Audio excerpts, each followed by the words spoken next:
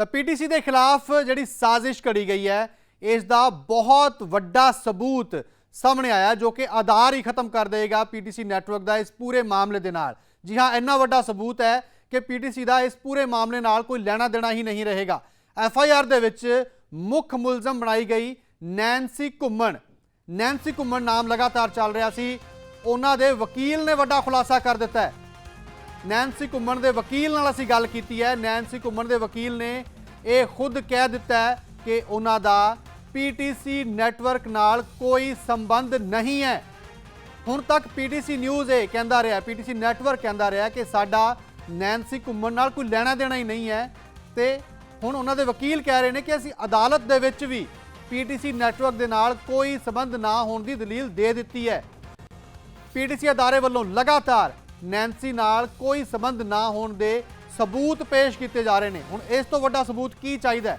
Nancy ਘੁੰਮਣ ਨਾਲ ਕੋਈ ਵੀ ਸੰਬੰਧ ਸਾਬਤ ਕਰਨ ਵਾਲੇ ਲਈ ਪੀਟੀਸੀ ਅਦਾਰੇ ਵੱਲੋਂ ਇਨਾਮ ਦਾ ਐਲਾਨ ਵੀ ਕੀਤਾ ਗਿਆ ਸੀ ਕਿ 1 ਲੱਖ ਰੁਪਏ ਦਾ ਇਨਾਮ ਦੇਵਾਂਗੇ ਜਿਹੜਾ ਇਹ ਸਾਬਤ ਕਰ ਦੇਵੇ ਕਿ ਸਾਡਾ ਕੋਈ ਨੈਂਸੀ ਘੁੰਮਣ ਨਾਲ ਕੋਈ ਸੰਬੰਧ ਵੀ ਹੈ। ਨੈਂਸੀ ਦੇ ਵਕੀਲ ਨੇ ਇਸ FIR ਨੂੰ ਸੋਚੀ ਸਮਝੀ ਸਾਜ਼ਿਸ਼ ਦੱਸਿਆ। ਬਿਨਾਂ ਕਿਸੇ ਸਬੂਤ ਦੇ ਸਿਰਫ ਬਦਨਾਮ ਕਰਨ ਦੇ ਲਈ ਇਲਜ਼ਾਮ ਲਗਾਏ ਗਏ ਨੇ। ਨੈਂਸੀ ਦੇ ਵਕੀਲ ਦਾ ਇਹ ਕਹਿਣਾ ਹੈ ਤੇ ਇਹ ਵੀ ਉਹਨਾਂ ਨੇ ਕਹਿ ਦਿੱਤਾ ਹੈ ਕਿ ਸਾਡਾ ਪੀਟੀਸੀ ਨੈਟਵਰਕ ਦੇ ਨਾਲ ਕੋਈ ਲੈਣਾ ਦੇਣਾ ਹੀ ਨਹੀਂ ਹੈ, ਕਿਉਂਕਿ ਇਸ ਦੇ ਵਿੱਚ ਇਹ ਗੱਲ ਕਹੀ ਗਈ ਸੀ ਕਿ ਨੈਂਸੀ ਘੁੰਮਣ ਨੇ ਕੁਝ ਗਲਤ ਕੰਮ ਕਰਨ ਨੂੰ ਕਿਹਾ। ਇਹ ਇਲਜ਼ਾਮ ਜਿਹੜੇ ਲਗਾਏ ਗਏ ਸੀ FIR ਦੇ ਵਿੱਚ, ਤੇ ਪੀਟੀਸੀ ਨੈਟਵਰਕ ਕਹਿ ਰਿਹਾ ਕਿ ਨੈਂਸੀ ਘੁੰਮਣ ਕੌਣ ਹੈ ਅਸੀਂ ਜਾਣਦੇ ਹੀ ਨਹੀਂ। ਤੇ ਅਸੀਂ ਲੱਭ ਕੇ ਉਹਨਾਂ ਦੇ ਵਕੀਲ ਨਾਲ ਗੱਲ ਕੀਤੀ ਹੈ। ਉਹਨਾਂ ਦੇ ਵਕੀਲ ਨੇ ਕਿਹਾ ਕਿ ਅਸੀਂ ਅਦਾਲਤ 'ਚ ਵੀ ਕਹਿ ਚੁੱਕੇ ਹਾਂ ਕਿ ਸਾਡਾ ਪੀਟੀਸੀ ਨੈਟਵਰਕ ਨਾਲ ਕੋਈ ਸੰਬੰਧ ਨਹੀਂ ਹੈ, ਸਾਡਾ ਕੋਈ ਲੈਣਾ ਦੇਣਾ ਨਹੀਂ ਹੈ। ਸਾਡੇ ਸਹਿਯੋਗੀ ਕੁਲਦੀਪ ਰਿੰਨੀ ਨੇ ਪੂਰੀ ਗੱਲਬਾਤ ਕੀਤੀ ਹੈ ਨੈਂਸੀ ਘੁੰਮਣ ਦੇ ਵਕੀਲ ਨਾਲ। ਕੀ ਕਹਿ ਰਹੇ ਨੇ ਆਓ ਤੁਹਾਨੂੰ ਸੁਣਾਉਂਦੇ ਹਾਂ। ਲੰਮਾ ਸਮਾਂ ਹੋ ਗਿਆ ਪੀਟੀਸੀ ਨੈਟਵਰਕ ਨੂੰ ਜੋ ਆ ਪੰਜਾਬ ਔਰ ਪੰਜਾਬੀਅਤ ਦੀ ਸੇਵਾ ਕਰਦਿਆਂ। ਇਸ ਦਰਮਿਆਨ ਜਿਹੜਾ ਪੀਟੀਸੀ ਮਿਸ ਪੰਜਾਬਨ ਆ ਉਹ ਲਗਾਤਾਰ ਚੱਲ ਰਿਹਾ ਹੈ। ਹੁਣ ਤੱਕ ਬਹੁਤ ਸਾਰੇ ਬੱਚੇ ਇਸ ਵਿੱਚ ਆਏ ਔਰ ਚਲੇ ਗਏ, ਇਸ ਦਾ ਹਿੱਸਾ ਬਣੇ। ਇਨ ਬਿਟਵੀਨ ਇੱਕ ਅਜਿਹੀ ਕਹਾਣੀ ਹੁੰਦੀ ਹੈ ਜਿਸ ਤਹਿਤ ਇਹ ਕਿਹਾ ਜਾਂਦਾ ਹੈ ਇੱਕ ਲੜਕੀ ਵੱਲੋਂ ਕਿ ਕੁਛ ਨਾ ਕੁਛ ਉੱਥੇ ਗਲਤ ਹੋ ਰਿਹਾ। ਉਹ ਸਾਰੀ ਕਹਾਣੀ ਉਹਦੇ ਵਿੱਚ ਨੈਂਸੀ ਘੁੰਮਣ ਹੋਰਾਂ ਦਾ ਨਾਮ ਹੈ ਔਰ ਹੋਰ ਵੀ ਬਹੁਤ ਸਾਰੇ ਨਾਮ ਨੇ। ਸਾਡੇ ਨਾਲ ਨੈਂਸੀ ਘੁੰਮਣ ਹੋਰਾਂ ਦੇ ਵਕੀਲ ਨੇ, ਉਹਨਾਂ ਦੇ ਐਡਵੋਕੇਟ ਨੇ, ਜਿਸ ਨੈਂਸੀ ਘੁੰਮਣ ਨੂੰ ਲੈ ਕੇ ਇਹ ਜੋੜਿਆ ਜਾ ਰਿਹਾ ਕਿ ਪੀਟੀਸੀ ਨੈਟਵਰਕ ਨਾਲ ਜੁੜੇ ਹੋਏ ਨੇ। ਉਹ ਅਸਲੀਅਤ ਕੀ ਹੈ, ਸੱਚਾਈ ਕੀ ਹੈ? ਸਾਡੇ ਨਾਲ ਧਰੁਪਵਿੰਦਰ ਬਰਾੜ ਨੇ, ਸੀਨੀਅਰ ਵਕੀਲ ਨੇ। ਗੱਲਬਾਤ ਕਰਦੇ ਹਾਂ। ਭੁਪਿੰਦਰ ਜੀ, ਪਹਿਲਾਂ ਤਾਂ ਕਿਵੇਂ ਵੇਖਦੇ ਹੋ ਇਸ ਸਾਰੇ ਕੇਸ ਨੂੰ? ਕਿਵੇਂ ਵੇਖਦੇ ਹੋ? ਲੰਬਾ ਤਜਰਬਾ ਤੁਹਾਡਾ ਕਾਨੂੰਨੀ ਲੜਾਈ ਦਾ, ਕਿਵੇਂ ਵੇਖਦੇ ਹੋ? ਦੇਖੋ ਜੀ, ਸਾਰਿਆਂ ਨਾਲੋਂ ਪਹਿਲਾਂ ਤਾਂ ਮੈਂ ਇਸ ਇਸ਼ੂ 'ਚ ਇਹ ਗੱਲ ਕਹਿਣੀ ਚਾਹੂੰਗਾ ਵੀ ਜਿਹੜੀਆਂ ਵੀ ਲੜਕੀਆਂ ਇਸ ਕੇਸ ਦੇ ਵਿੱਚ ਇਨਵੋਲਵਡ ਹੈਗੀਆਂ, ਭਲਾ ਉਹ ਅਕਿਊਜ਼ਡ ਨੈਂਸੀ ਘੁੰਮਣ ਹੋਵੇ, ਕੰਪਲੇਨੈਂਟ ਹੋਵੇ, ਹੋਰ ਵੀ ਜਿਹੜੀਆਂ ਲੜਕੀਆਂ ਹੈਗੀਆਂ, ਉਹਨਾਂ ਦਾ ਜਿਹੜਾ ਕਰੈਕਟਰ ਅਸੈਸੀਨੇਸ਼ਨ ਹੋ ਰਿਹਾ ਹੈਗਾ ਉਹ ਬੜੀ ਮੰਦਭਾਗੀ ਗੱਲ ਹੈਗੀ ਹੈ। ਵੀ ਤੁਸੀਂ ਇਹ ਦੇਖੋ ਵੀ ਹਜੇ ਕੇਸ ਇਨਵੈਸਟੀਗੇਸ਼ਨ ਸਟੇਜ 'ਤੇ ਹੈ, ਹਜੇ ਕੋਈ ਮਾਣਯੋਗ ਅਦਾਲਤ ਵੱਲੋਂ ਕੋਈ ਫੈਸਲਾ ਨਹੀਂ ਆਇਆ। ਪਹਿਲਾਂ ਹੀ ਪਬਲਿਕ ਡੋਮੇਨ ਦੇ ਵਿੱਚ ਜਿਹੜਾ ਇਹਨਾਂ ਦਾ ਕਰੈਕਟਰ ਅਸੈਸੀਨੇਸ਼ਨ ਹੋ ਰਿਹਾ ਉਹ ਬੜਾ ਮੰਦਭਾਗਾ ਹੈਗਾ। ਹੌਲੀ ਹੌਲੀ ਆਪਾਂ ਦੇਖਾਂਗੇ, ਪੁਲਿਸ ਆਪਦਾ ਕੰਮ ਕਰ ਰਹੀ ਹੈਗੀ ਹੈ, ਇਨਵੈਸਟੀਗੇਟ ਕਰ ਰਹੀ ਹੈ। ਜਿਵੇਂ ਹੌਲੀ ਹੌਲੀ ਪਰਤਾਂ ਖੁੱਲ੍ਹ ਰਹੀਆਂ, ਕੇਸ ਸਾਹਮਣੇ ਆ ਰਹੇ ਆ, ਪਤਾ ਲੱਗ ਰਿਹਾ ਹੈਗਾ। ਤੁਸੀਂ ਇਹ ਦੇਖੋ ਵੀ ਸਾਰਿਆਂ ਨਾਲੋਂ ਪਹਿਲੀ ਗੱਲ ਇਹ ਹੈਗੀ, ਇੱਕ ਲੌਜੀਕਲ ਪੁਆਇੰਟ ਤੋਂ ਆਪਾਂ ਦੇਖਦੇ ਹਾਂ ਵੀ ਇਸ FIR ਦੇ ਵਿੱਚ 15 ਤਰੀਕ ਨੂੰ ਜਿਹੜੀ ਕੰਪਲੇਨੈਂਟ ਲੜਕੀ ਆ ਉਹਦੇ ਘਰੇ ਆ ਜਾਂਦੀ ਹੈ ਜੀ। ਉਦੋਂ ਬਾਅਦ ਜਿਹੜੀ FIR ਦਰਜ ਹੁੰਦੀ ਹੈ ਉਹ 17 ਤਰੀਕ ਨੂੰ ਹੁੰਦੀ ਹੈਗੀ ਹੈ। 2 ਦਿਨ ਲਈ ਉਹ ਇਹ ਸਾਰਾ ਇਹ ਜਿਹੜਾ ਛੜਯੰਤਰ ਹੈਗਾ, ਮੈਂ ਛੜਯੰਤਰ ਕਹੂੰਗਾ ਇਹਨੂੰ, ਉਹ 2 ਦਿਨ ਦੇ ਵਿੱਚ ਬੁਣਿਆ ਜਾਂਦਾ। ਇੱਕ ਆਫਟਰ ਥਾਟ ਹੈਗਾ, ਮਤਲਬ ਇਹ ਸਾਰੀ ਕਹਾਣੀ ਅਲਟੀਰੀਅਰ ਮੋਟਿਵ ਨਾਲ ਤੇ ਛੜਯੰਤਰ ਦੇ ਥਰੂ ਬਣੀ ਗਈ ਹੈਗੀ ਹੈ। ਇੰਜ ਨੈਂਸੀ ਘੁੰਮਣ ਹੋਰਾਂ ਦਾ ਨਾਮ ਡਾਇਰੈਕਟਲੀ ਪੀਟੀਸੀ ਨੈਟਵਰਕ ਨਾਲ ਜੋੜਿਆ ਜਾ ਰਿਹਾ। ਤੁਸੀਂ ਉਹਨਾਂ ਦੀ ਜ਼ਮਾਨਤ ਵੀ ਲਗਾਈ ਹੈ ਨਾ, ਸਾਰਾ ਕੁਛ। ਤੋ ਕਿਤੇ ਹੈ ਨੈਂਸੀ ਘੁੰਮਣ ਦਾ ਕੋਈ ਪੀਟੀਸੀ ਨਾਲ ਸੰਬੰਧ ਹੈ ਨੈਟਵਰਕ ਨਾਲ? ਐਜ਼ ਸੱਚ ਨੈਂਸੀ ਘੁੰਮਣ ਦਾ ਕੋਈ ਸਿੱਧਾ ਲਿੰਕ ਨਾ ਚੈਨਲ ਨਾਲ ਹੈਗਾ, ਨਾ ਜਿਹੜੇ ਹੋਰ ਇਸ ਕੇਸ ਦੇ ਵਿੱਚ ਅਕਿਊਜ਼ਡ ਹੈਗੇ ਆ ਉਹਨਾਂ ਨਾਲ ਹੈਗਾ। ਸਿੱਧਾ ਲਿੰਕ ਕਿਸੇ ਨਾਲ ਵੀ ਨਹੀਂ ਹੈਗਾ। ਸਾਨੂੰ ਇਹੀ ਸਮਝ ਨਹੀਂ ਆ ਰਹੀ ਵੀ ਕੰਪਲੇਨੈਂਟ ਜਿਹੜੀ ਲੜਕੀ ਹੈ ਉਹ ਕਿਉਂ ਮਤਲਬ ਇਹਨਾਂ ਦੇ ਮਗਰ ਪੈ ਕੇ ਸਾਰਾ ਚੀਜ਼ ਕਰ ਰਹੀ ਹੈਗੀ ਹੈ, ਕਿਉਂ ਇਹ ਚੀਜ਼ ਸਾਰੀ ਸਾਹਮਣੇ। ਤੁਸੀਂ ਇਹ ਦੇਖੋ, ਜੇ ਤੁਸੀਂ FIR ਦੇਖੋਗੇ ਤਾਂ 3-4 ਪੇਜਾਂ ਦੀ FIR ਹੈਗੀ ਹੈ। ਉਹਦੇ ਵਿੱਚ ਇੱਕ ਇੰਸਟੈਂਸ 'ਤੇ ਤਾਂ ਲੜਕੀ ਕਹਿ ਰਹੀ ਹੈ ਜੀ ਆਹ ਅਕਿਊਜ਼ਡ ਉਹਨਾਂ ਦੇ ਨਾਮ ਦੇਤੇ ਹੈਗੇ ਆ 6 ਜਣਿਆਂ ਦੇ। ਉੱਥੇ ਹੀ ਉਹ ਸੈਕਿੰਡ ਇੰਸਟੈਂਸ ਤੇ ਕਹਿ ਰਹੀ ਹੈਗੀ ਹੈ ਜੋ ਮੇਰੇ ਸਾਹਮਣੇ ਆਉਣਗੇ ਤਾਂ ਮੈਂ ਉਹਨਾਂ ਨੂੰ ਪਛਾਣ ਲੂੰਗੀ। ਇਹ ਦੋ ਕੰਟਰਾਡਿਕਟਰੀ ਸਟੇਟਮੈਂਟਸ ਕਿਉਂ ਵਾਰੀ-ਵਾਰੀ ਸਾਹਮਣੇ ਆ ਰਹੀਆਂ? ਇੱਕ ਪਾਸੇ ਤਾਂ ਤੁਸੀਂ ਕਹਿਤਾ ਵੀ ਅਕਿਊਜ਼ਡ ਆ ਫਲਾਣੇ ਬੰਦੇ ਹੈ ਜੀ, ਦੂਜੇ ਇੰਸਟੈਂਸ ਤੇ ਤੁਸੀਂ ਕਹਿ ਰਹੇ ਹੋ ਵੀ ਜੇ ਮੇਰੇ ਸਾਹਮਣੇ ਆਉਣਗੇ ਤਾਂ ਮੈਂ ਪਛਾਣ ਲੂੰਗੀ। ਇਹਨਾਂ ਸਾਰੀਆਂ ਚੀਜ਼ਾਂ ਤੋਂ ਪਤਾ ਲੱਗਦਾ ਹੈਗਾ ਵੀ ਇਹ ਕਿਸੇ ਗਲਤ ਮੋਟਿਵ ਦੇ ਅਧੀਨ ਇਹ ਸਾਰਾ ਪਰਚਾ ਕਰਵਾਇਆ ਗਿਆ ਹੈਗਾ। ਤੁਹਾਨੂੰ ਇੰਜ ਨਹੀਂ ਲੱਗਦਾਗਾ ਕਿ ਨੈਂਸੀ ਘੁੰਮਣ ਹੋਰਾਂ ਦਾ ਡਾਇਰੈਕਟਲੀ ਕੋਈ ਸਬੰਧ ਨਹੀਂ? ਤੁਸੀਂ ਕਹਿੰਦੇ ਹੋ ਕਿ ਪੀਟੀਸੀ ਨੈਟਵਰਕ ਨਾਲ ਉਹਨਾਂ ਦਾ ਕੋਈ ਡਾਇਰੈਕਟਲੀ ਸਬੰਧ ਨਹੀਂ, ਫਿਰ ਉਹਨਾਂ ਦਾ ਨਾਮ ਪੀਟੀਸੀ ਨੈਟਵਰਕ ਨਾਲ ਜੋੜਿਆ ਕਿਉਂ ਜਾ ਰਿਹਾ ਹੈਗਾ?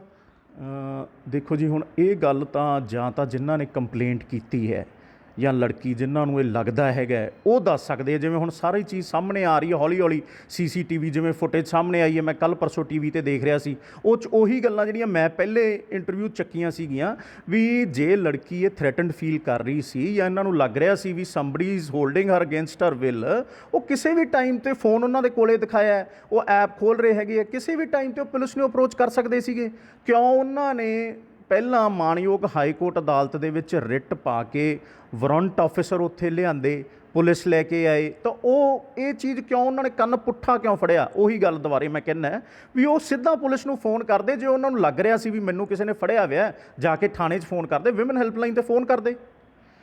ਇਹ ਇੱਕ ਗੱਲ ਹੋਰ, ਜ਼ਮਾਨਤ ਜਿਹੜੀ ਹੈਗੀ ਆ ਉਹ ਅਗਾਊਂ ਜਿਹੜੀ ਤੁਸੀਂ ਲਗਾਈ ਸੀ ਖਾਰਜ ਹੋ ਗਈ ਆ, ਹਾਈ ਕੋਰਟ ਵੱਲ ਰੁਖ ਕਰ ਰਹੇ ਹੋ ਜਾਂ ਕੀ ਹੈਗਾ ਅੱਗੇ ਦਾ? ਦੇਖੋ ਜੀ, 1/4/2022 ਨੂੰ ਮਾਣਯੋਗ ਮੋਹਾਲੀ ਕੋਰਟ ਦੇ ਵਿੱਚ ਸਾਡੀ ਐਂਟੀਸਪੇਟਰੀ ਬੇਲ ਡਿਸਮਿਸ ਹੋ ਗਈ ਹੈ। ਹੁਣ ਅਸੀਂ ਮਾਣਯੋਗ ਹਾਈ ਕੋਰਟ ਦਾ ਰੁਖ ਕਰ ਰਹੇ ਹੈਗੇ ਹਾਂ। ਛੇਤੀ ਤੋਂ ਛੇਤੀ ਅਸੀਂ ਉੱਥੇ ਬੇਲ ਲਾਵਾਂਗੇ ਅਤੇ ਐਂਟੀਸਪੇਟਰੀ ਬੇਲ ਲਈ ਅਪਰੋਚ ਕਰਾਂਗੇ ਮਾਣਯੋਗ ਅਦਾਲਤ ਨੂੰ। ਉਹ ਸਿੱਧੇ ਪੁਲਿਸ ਅੱਗੇ ਪੇਸ਼ ਹੋਣ ਦਾ ਨੈਂਸੀ ਘੁੰਮਣ ਹੋਰਾਂ ਦਾ ਜਾਂ ਕਿਉਂ ਨਹੀਂ ਹੋ ਰਹੇ, ਜਾਂ ਕੀ ਤੁਸੀਂ ਸੋਚ ਰਹੇ ਹੈਗੇ? ਅਸੀਂ ਵੀ ਚਾਹੁੰਦੇ ਹਾਂ ਵੀ ਇਹ ਛੜਯੰਤਰ ਦੇ ਪਿੱਛੇ ਕੌਣ ਹੈ, ਕੌਣ ਇਹ ਸਾਰਾ ਛੜਯੰਤਰ ਰਚ ਰਿਹਾ, ਕਿਹੜੇ ਲੋਕ ਇਨਵੋਲਵਡ ਹੈਗੇ ਆ, ਕਿਹੜੀਆਂ ਗੱਲਾਂ ਕਾਰਨ ਇਹ ਸਾਰਾ ਕੇਸ ਹੋਇਆ ਹੈਗਾ। ਅਸੀਂ ਖੁਦ ਚਾਹੁੰਦੇ ਹਾਂ ਵੀ ਇਹ ਚੀਜ਼ਾਂ ਸਾਹਮਣੇ ਆਉਣ, ਅਨਰਥ ਹੋਵੇ। ਅਸੀਂ ਹਰੇਕ ਤਰ੍ਹਾਂ ਨਾਲ ਕੋਆਪਰੇਟ ਕਰਨ ਨੂੰ ਤਿਆਰ ਹਾਂ। ਮੈਂ ਅੱਗੇ ਵੀ ਕਿਹਾ ਹੈਗਾ ਵੀ ਅਸੀਂ ਪੁਲਿਸ ਨਾਲ, ਮਾਣਯੋਗ ਅਦਾਲਤ ਨਾਲ, ਹਰੇਕ ਹਿਸਾਬ ਨਾਲ ਅਸੀਂ ਕੋਆਪਰੇਟ ਕਰ ਰਹੇ ਹੈਗੇ ਹਾਂ।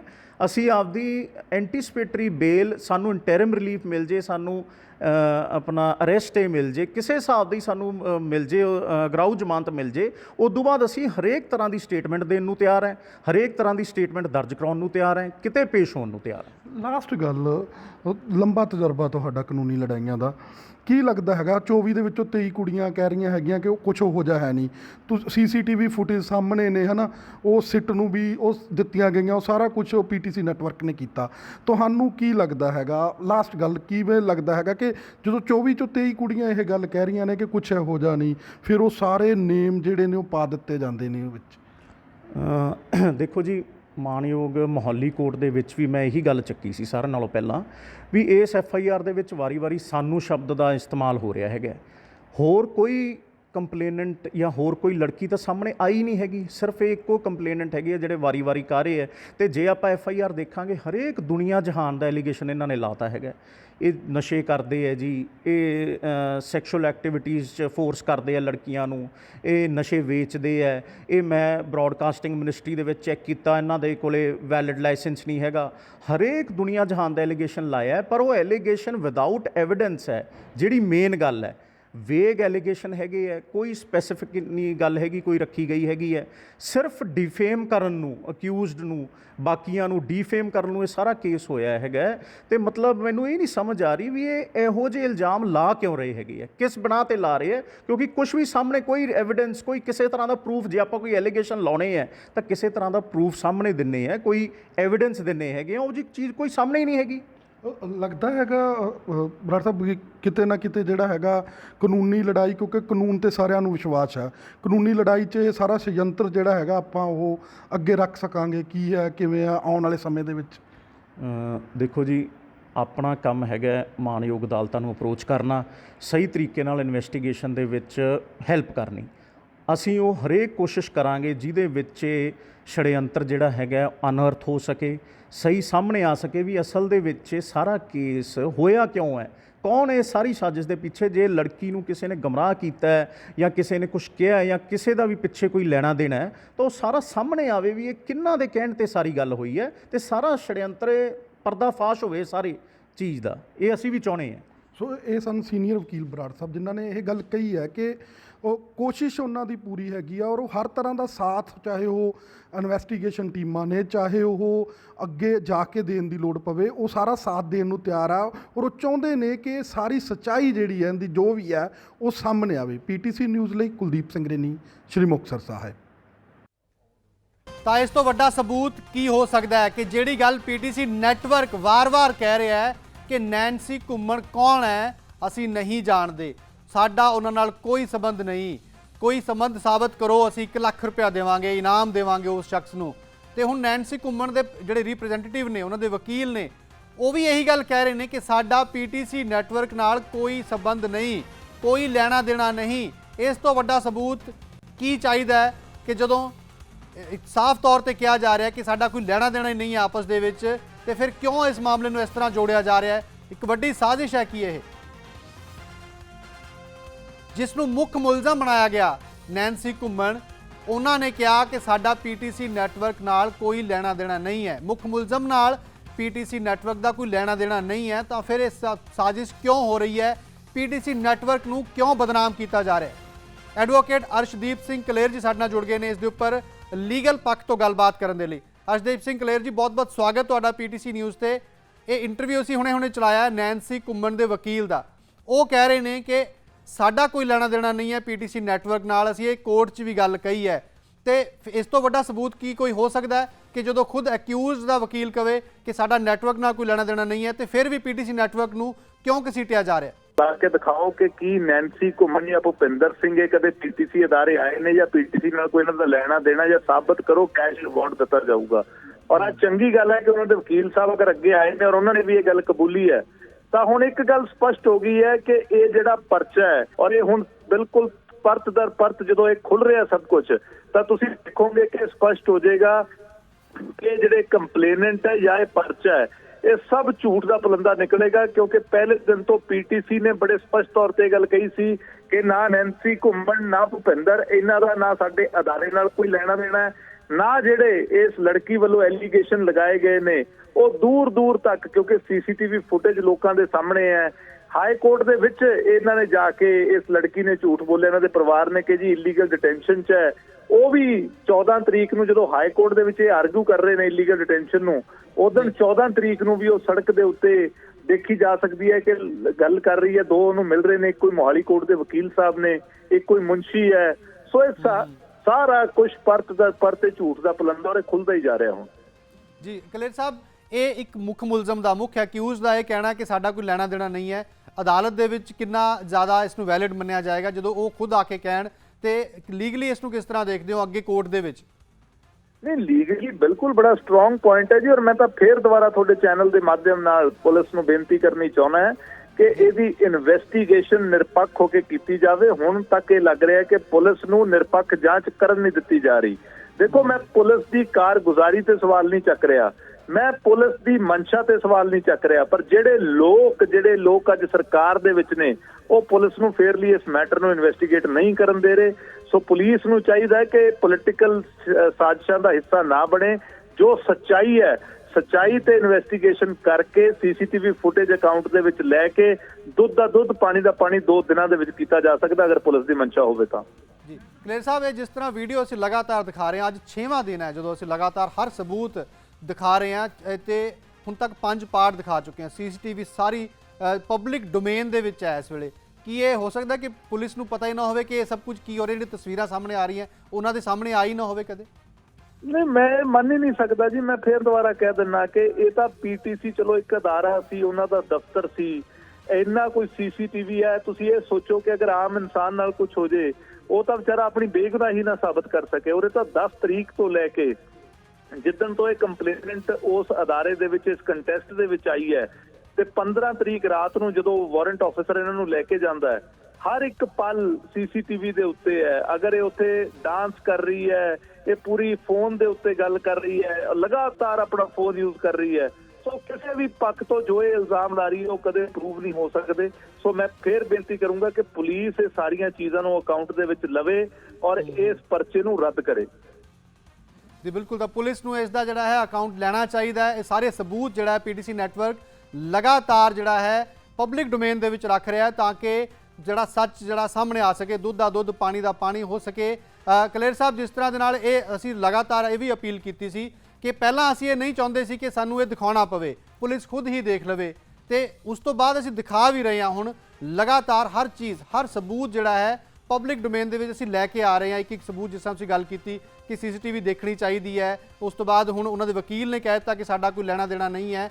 ਇਸ ਤੋਂ ਬਾਅਦ ਤੁਸੀਂ ਇਹ ਵੀ ਗੱਲ ਕਹੀ ਕਿ ਕਿਤੇ ਨਾ ਕਿਤੇ ਇਸ ਦੇ ਪਿੱਛੇ ਕੋਈ ਸਾਜ਼ਿਸ਼ ਹੋ ਸਕਦੀ ਹੈ ਕਿ ਪੁਲਿਸ ਨੂੰ ਕੰਮ ਨਹੀਂ ਕਰਨ ਦਿੱਤਾ ਜਾ ਰਿਹਾ, ਪਰ ਆਖਰਕਾਰ ਸੱਚ ਪ੍ਰਵੇਲ ਕਰੇਗਾ ਲੌਂਗ ਰਨ ਦੇ ਵਿੱਚ।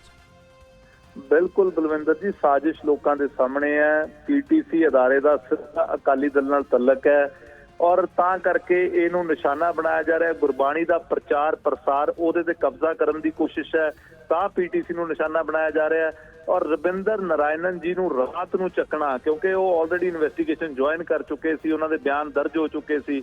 ਸੋ ਰਵਿੰਦਰ ਨਾਰਾਇਣਨ ਨੂੰ ਇਸ ਤਰੀਕੇ ਦੇ ਨਾਲ ਅਰੈਸਟ ਕਰਨਾ, ਇਹ ਦਿਖਾਉਂਦਾ ਹੈ ਕਿ ਸਿਰਫ ਤੇ ਸਿਰਫ ਇੱਕੋ ਹੀ ਮਨਸ਼ਾ ਹੈ ਕਿ PTC ਅਦਾਰੇ ਨੂੰ ਨੁਕਸਾਨ ਪਹੁੰਚਾਇਆ ਜਾ ਸਕੇ, MD ਨੂੰ ਫੜਿਆ ਜਾ ਸਕੇ, ਜਦਕਿ ਹੋਰ ਕਿਸੇ ਨੂੰ ਵੀ, ਚਾਹੇ ਨੈਂਸੀ ਘੁੰਮਣ ਹੋਣ, ਭੁਪਿੰਦਰ ਸਿੰਘ ਹੋਣ, ਹਾਲੇ ਤੱਕ ਪੁਲਿਸ ਵੱਲੋਂ ਅਰੈਸਟ ਨਹੀਂ ਕੀਤਾ ਗਿਆ।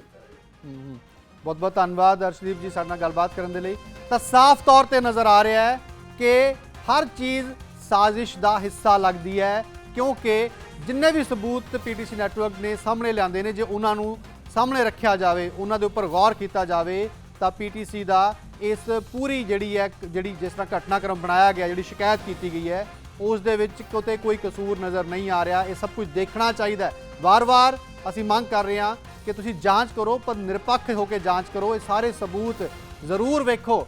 ਇੱਕ ਮੇਨ ਅਕਿਊਜ਼ਡ, ਇੱਕ ਮੁੱਖ ਮੁਲਜ਼ਮ ਜਦੋਂ ਇਹ ਕਹਿ ਦੇਵੇ ਕਿ ਸਾਡਾ ਉਹਨਾਂ ਦੇ ਨਾਲ ਕੋਈ ਲੈਣਾ ਦੇਣਾ ਨਹੀਂ ਹੈ, ਤਾਂ ਫਿਰ PTC ਨੈਟਵਰਕ ਦੇ MD ਨੂੰ ਗ੍ਰਿਫਤਾਰ ਕਰਨਾ, ਉਹਨਾਂ ਨੂੰ ਇੰਨੇ ਦਿਨ ਤੱਕ ਜਿਹੜਾ ਡਿਟੈਂਸ਼ਨ 'ਚ ਰੱਖਣਾ, ਤੇ ਫਿਰ ਉਸ ਤੋਂ ਬਾਅਦ ਲਗਾਤਾਰ ਇਸ ਤਰ੍ਹਾਂ ਦੀਆਂ ਚੀਜ਼ਾਂ ਆਉਣਾ ਕਿਤੇ ਨਾ ਕਿਤੇ ਸਾਜ਼ਿਸ਼ ਜਾਪਦੀ ਹੈ। ਤੇ ਇਸ ਸਾਜ਼ਿਸ਼ ਦਾ ਅਸੀਂ ਪਰਦਾਫਾਸ਼ ਲਗਾਤਾਰ ਕਰਦੇ ਰਹਾਂਗੇ।